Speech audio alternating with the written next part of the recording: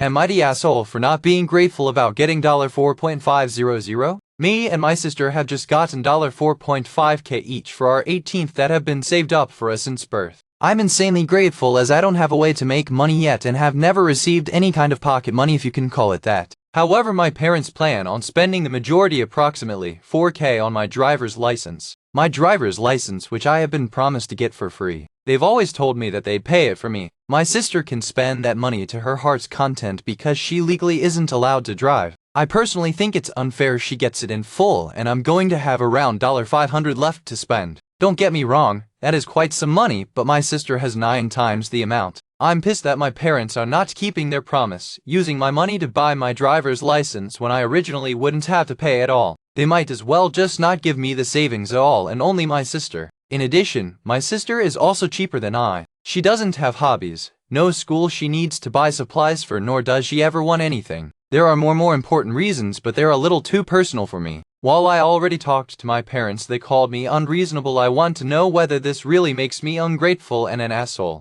Edit. I live in Germany. Driver's licenses are more expensive than you think. Another edit. Here's some info I see a lot of people talking about. 1. My parents' financial situation has been completely stable and we have by no means trouble with money. 2. My sister can't drive. She's autistic. Imagine a 12-year-old with a couple of extra problems. 3. I probably won't need to act as a chauffeur. My sister doesn't need to go anywhere. She's always in her room. The thing I'll probably have to do is pick my parents up if they're out drinking, and that's completely reasonable. 4. While I don't actually need a license as we have really good transportation, my parents require it. They see it as a life skill you need to learn and maintain. The maintaining part will happen with either one of my parents' cars. I don't need to have an own one yet. 5. I wasn't aware money was being saved up for us until we got it on our birthday. We're twins.